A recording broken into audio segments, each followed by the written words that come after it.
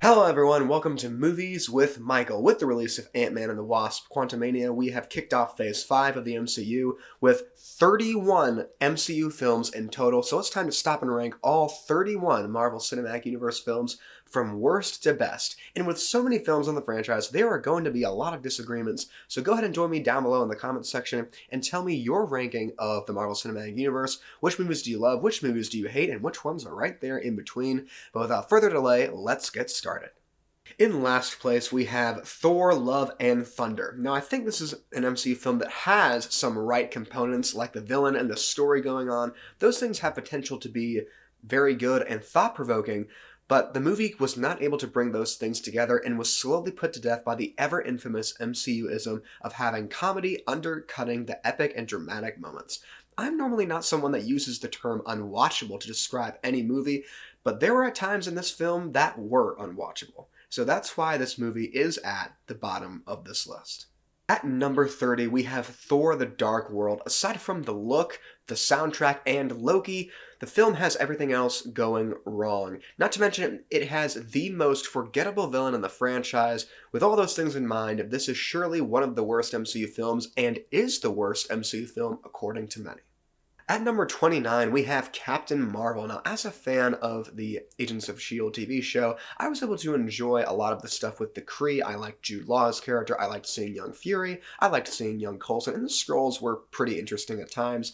But all those things can be ruined when the main character, Captain Marvel herself, is not likable at all. And when you have a dislikable protagonist that you're spending a lot of time with, it can bring the entire movie down more than it normally would be if the protagonist wasn't like that. So that's why this movie is where it is on the list. At number 28, we have Ant-Man and the Wasp. This movie exists for only two reasons. One, to set Hope Van Dyne up as the Wasp, and two, to introduce the Quantum Tunnel so it can be used as a plot device in Avengers Endgame.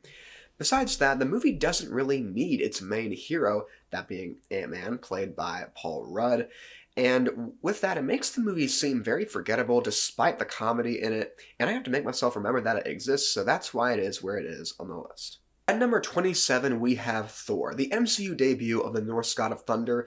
Though it does start out as quite an interesting Shakespearean story, comes crashing down once it gets to Earth because it becomes a fish-out-of-water comedy with Natalie Portman. Pair that with some of the most underwhelming action in the franchise, you have one of the MCU's failings that even a good performance from Tom Hiddleston as Loki could not save.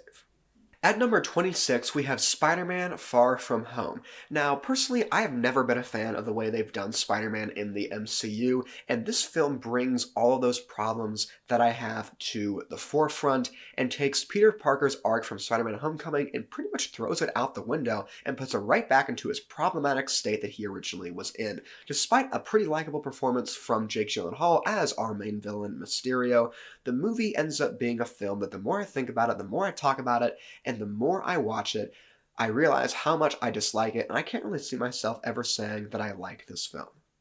At number 25, we have Shang-Chi: The Legend of the Ten Rings. Now, this film did give me what I wanted in that it had a good portrayal of the Mandarin in the MCU. I think the villain in this film is quite good, but even with the villain, we have some issues with the writing, and our main hero, Shang-Chi himself, has a stupid amount of plot armor. There's a lot of useless and annoying characters. There's things in the plot that still don't make sense to me, and I know a lot of people were generally more positive on this film, but I was not, and I have this film in the bottom 10.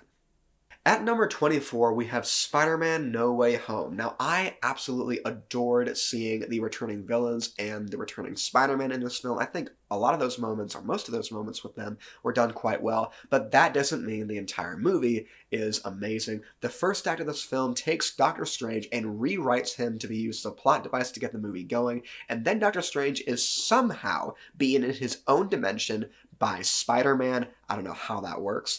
And the movie rushes itself, does plot conveniences to get where it needs to be for the third act. This is a very problematic film, and I think people need to put the praises aside and look at the problems of the film and accept that they're there, and they need to put it where it needs to be, and don't give it more praise than it deserves. At number 23, we have Eternals. Now, I think a lot of people were much more critical of this film than I'm going to be right now, but I will still address the problems that it definitely has. The first issue is that it tries to do too much inside of one movie. This movie is over 2.5 hours long, and it takes 10 entirely new characters and tries to have epic, dramatic, and emotional moments with them, but those moments don't have the effect that they should have because we haven't spent enough time with those characters. With those characters, I think the performances for all the cast were fine. None of them were really bad, but there were still moments that I think they could have cut from the film, and the movie just seemed like an unneeded digression unless they set it up for something later, which they might. But I like this movie more than most people did, but it still is very problematic. Number 22, we have Doctor Strange in the Multiverse of Madness. Now, there are a lot of things in this film that I really loved. I loved Doctor Strange's arc in this film. I loved how they did Scarlet Witch. I liked seeing different variants of Doctor Strange in the movie, and the style that Sam Raimi brought, I think, worked for a lot of the time. But the movie has a lot of issues that can't be overlooked. First of all, for a movie that's called The Multiverse of Madness, there isn't really a lot of multiverse-type stuff or a lot of madness in the Multiverse of Madness. And with the little segment with the Illuminati, that is something that either you go all in with or do none of it. You don't do it halfway just to have cameos. I did like those cameos, but that doesn't work for the film itself. And that ends up having the movie be in a very awkward spot where it has things that I love, but most of it I don't like. So that's why it is where it is on the list. Coming out of the bottom 10 with number 21, we have Spider-Man Homecoming. Now, this is where on the list we jump from the films I find to be very problematic to the films I find to be fine or okay.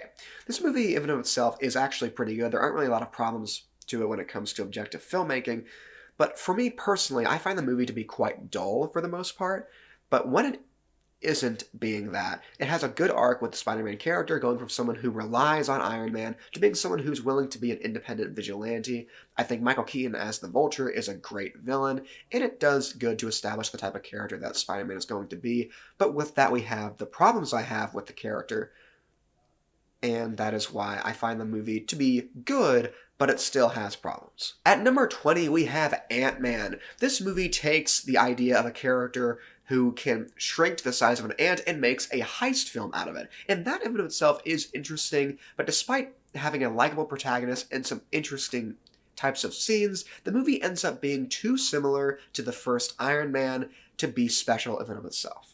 At number 19, we have Guardians of the Galaxy Volume 2. In one sentence, this movie is funny but dumb. It has great moments and entertaining moments with our main characters, in particular with Yondu, but the plot going on is confusing at times and doesn't make sense that much in the long run. And this movie is a movie that I do like, but not enough to have it any higher. Number 18, we have Iron Man 2. Now, this is an MCU film that I used to be much more critical of, but this movie actually isn't that bad. Yes, it has issues with the plot, and yes, it does some things backwards, but it introduces War Machine. It has great action, it has good acting from all the cast, and Whiplash, though he is kind of forgettable, is able to come in and make some of those quite good action sequences, but it is a shame that the movie wasn't as good as it could have been. Number 17, we have The Incredible Hulk. Now, this movie is pretty straightforward. It's not a complicated film. I think a lot of people either forget about this movie or they are more critical of it than it needs to be. But I think the movie is just a solid, quick debut for the character of the Hulk. I think Edward Norton does a good job in this film, but I certainly understand why they changed the character and brought in another actor for future projects in the franchise. At number 16, we have Ant-Man and the Wasp: Quantumania. This is an MCU film that has goals and it accomplishes them, but isn't above standard MCU issues or plot problems. It introduces Kang the Conqueror with Jonathan Majors, and has a movie where Ant-Man actually is a good protagonist and matters for the outcome of the film, but the film could have been written in a different way, in particular with the way that the final act goes. So I understand why people talk about the problems, but I don't think it has enough problems for it to be the worst MCU film. At number 15, we have Black Panther: Wakanda Forever. Now, I think this film, of course, definitely was not written as well as the first movie, but this film had a much better villain in Tenacuerta as Namor. And it was interesting to see how the different women in T'Challa's life are handling the fact that he is dead and what to do with Wakanda since their king is gone. And the film does do a good tribute to Chadwick Boseman as T'Challa, aka the Black Panther. Speaking of the Black Panther, at number 14, we have Black Panther. Now, this is an MCU film that is quite different in that it's not about the fate of the world or the fate of one person or a group. It's about the fate of a nation, and different characters are trying to decide what to do with that nation. Chadwick Boseman is actually quite good as T'Challa, our main character, but the movie's problems start with issues with the writing and the plot, and for the way that they set up the villain of Killmonger, the script they had for him and the actor, Michael B. Jordan, didn't fit the way they set that up and wasn't convincing for me as the villain of the film, and the third act did have a lot of issues as well, so that's why the movie can't be any higher. At number 13, we have Black Widow, an MCU film that I think came a few years too late, and I'm surprised that I liked it in the way that I do because it has a surprising commentary on a particular issue in the real world that I did not expect to see in a comic book film or let alone a Disney film, but the movie still had some problems with the third act being a bit too cartoonish at times, and with the way they did Taskmaster, this is a situation either where you make up your own original character for this role, or use a different villain from the comics and don't use Taskmaster. At number 12, we have Doctor Strange, the movie that introduces us to the concept of the multiverse and has one of my favorite characters in the MCU, that being Doctor Strange, played by Benedict Cumberbatch. It has a good performance from Tilda Swinton as the Ancient One, but unfortunately the movie has the issues, of course, of the MCUism, of undercutting epic and dramatic moments with jokes, and doesn't give the villain actor, Mads Mikkelsen, enough time to bring his character out and make him more interesting, and ends up having him be lackluster, but the movie, I think, is criticized too much for what it is, and is one of the most entertaining films to watch, and I've rewatched it many times, and I like it a bit more every time I watch it. At number 11, we have Iron Man 3, and now I used to be extremely critical of this movie because I hated a bunch of the things that it did with the villains of the film, but I think the movie has a lot of good things in it. The action sequences are good. I like what they did with Iron Man in the film. And what they did with the Mandarin, it is an interesting issue because the movie makes the point of that the true villains are not those terrorists on TV making wild accusations and making a big display. The real villains are the guys that are right down the road next to you in your own country. Of course, in this case, it is Guy Pearce playing Aldrich Killian, and it gives us one of the best final battles in the franchise, I think, with all the Iron Man suits coming in, and it's just such a great scene to see. And I think the movie is very fun and deserves a rewatch from everyone because I think this movie has more going for it than people give it credit. At number 10, we have Captain America: Civil War. We're finally in the top 10, and we are at the film that I think has maybe the best action sequences in the franchise, in particular with the final fight between Captain America, the Winter Soldier, and Iron Man. And this movie seems to be the most grounded of all the MCU films, besides some latter films on this list, because it establishes that actions have consequences, and in the real world, you can't just do something good and expect everyone to agree with you. You have to meet opposition from people that are looking at it from a different way.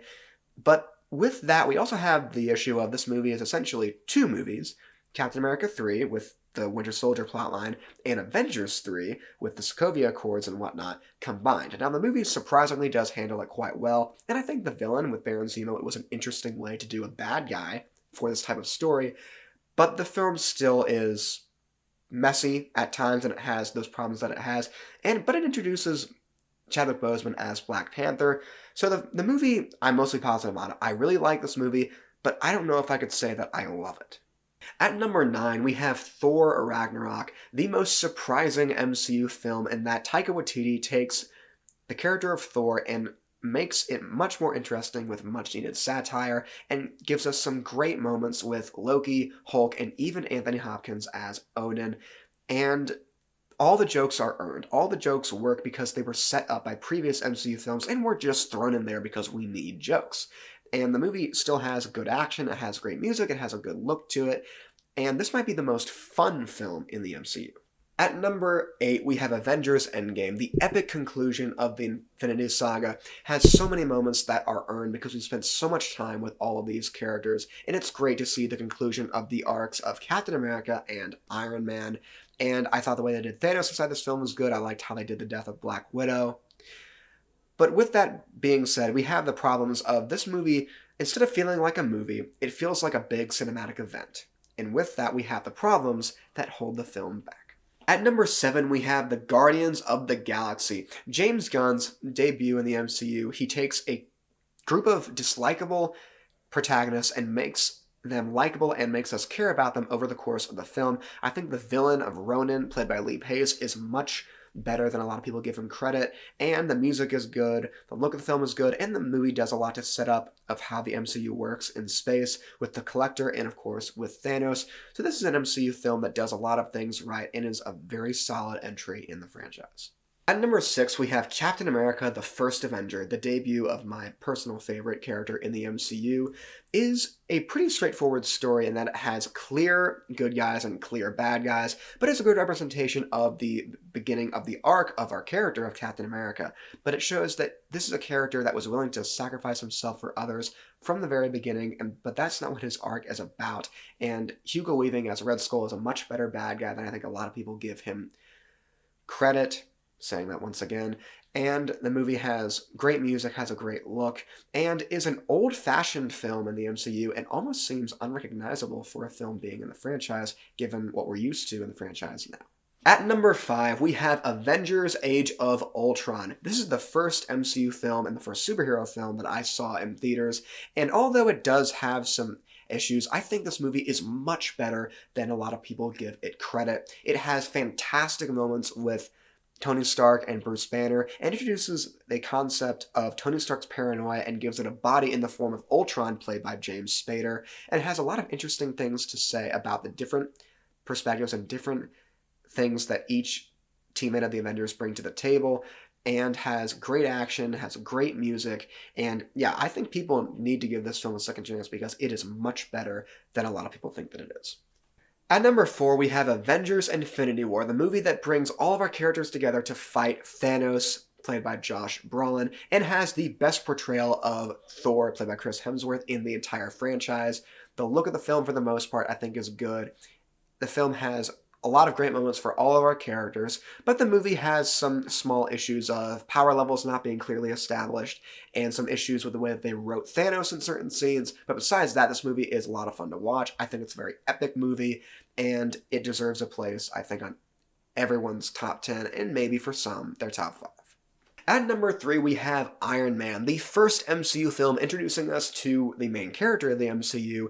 Iron Man, played by Robert Downey Jr., is still a very solid, pretty straightforward comic book movie. The first MCU film is still one of the best.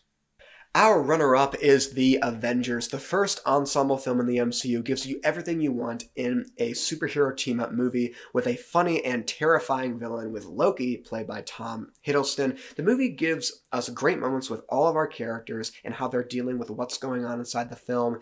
The movie has great action and is so much fun to watch and very entertaining to watch, and I've loved it ever since the first time that I watched it. But with that being said, let's take a step up to number 1. At number 1, we have Captain America: The Winter Soldier, the film that isn't only the best MCU film, it's also the best comic book film of all time, in my opinion. This movie, no matter how many times I've watched it, I've tried to nitpick, but I can't find anything that I find wrong with it. The movie has a great arc for Captain America that is pivotal for the rest of the MCU. It gives very powerful moments for minor characters like Black Widow, Nick Fury, and even the newcomer Anthony Mackie as Sam Wilson, aka Falcon. It has really good commentary on government oversight, government organizations, and how they're all interplanning with each other and snooping in on what the other person is doing. And of course, the Winter Soldier himself is one of the best villains in the MCU, actually the best villain in the MCU, in that they have a human character, an enhanced human character, and they make him so scary thanks largely to the music from Henry Jackman that is awesome inside the film. The movie has fantastic action and is just so good. It's so entertaining, and it gives me everything and more from a comic book film from this universe. So that's why it comes in at number 1. With that, ladies and gentlemen, we have made it to the end of another video. Thank you all for joining me today, and please remember to leave your comment down below of your ranking of all 31 MCU films from worst to best, because I'd love to see what all of you think, where you agree with me, where you disagree with me, but let's keep it as respectable as we can. And remember to leave a like on this video and subscribe for more content about movies. That's all for now, and I'll see you all next time.